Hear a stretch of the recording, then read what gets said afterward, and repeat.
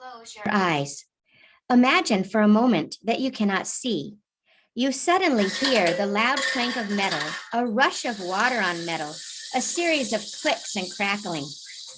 At the same time, a voice drones in the background about news of the world and plays music somewhere nearby.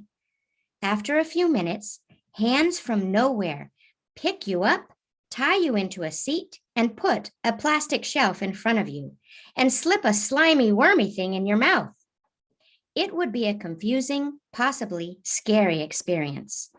Because vision is a unifier of experience, a baby who cannot see knows his mother is making dinner while she watches television. He sees her go through the motions that create the sounds. When she puts the spaghetti in his mouth, he knows where it came from. A baby who is blind hears only a series of seemingly chaotic sounds and cannot discern what they mean or which sound is important to him. To him, the food appears magically out of thin air. Hello, my name is Kristin Oien, and I am the specialist for the blind and visually impaired at the Minnesota Department of Education. According to a Cornell University 2018 Disability Status Report, 1.7% of all Minnesotans had a visual disability. The number of youngsters ages birth to 4 with a visual disability was 0.4%, or an estimated 1,400 children. 80 to 85% of early learning is visual. Typically, sighted babies watch the people, objects, and activities within their world hundreds of times before they attempt to try to do something by themselves.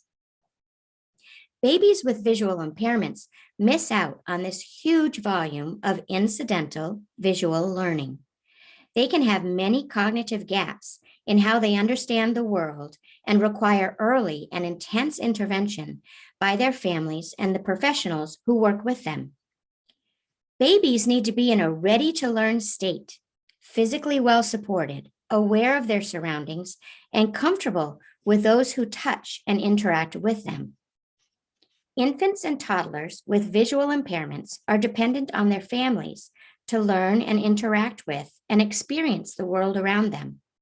Most often, this responsibility falls upon parents, but anyone close to the child can help in this effort.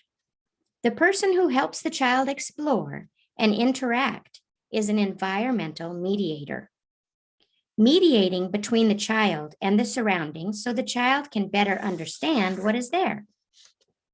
Key elements in environmental mediation include providing access to the world and the people and things that are in it, setting up situations so the child can explore this world and interact with it, utilizing his other senses as well as any residual vision, and helping the child interpret what he experiences so he can begin to understand the world around him. Environmental mediation also includes experiential learning. Since children with visual impairments cannot watch the people and activities taking place around them hundreds of times, they need to experience them hundreds of times in the context of everyday living.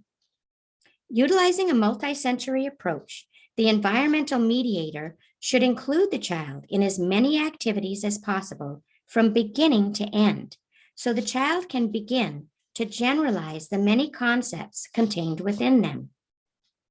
This can be done by carrying your baby in a front-facing carrier so he can feel your movements as you go through daily activities.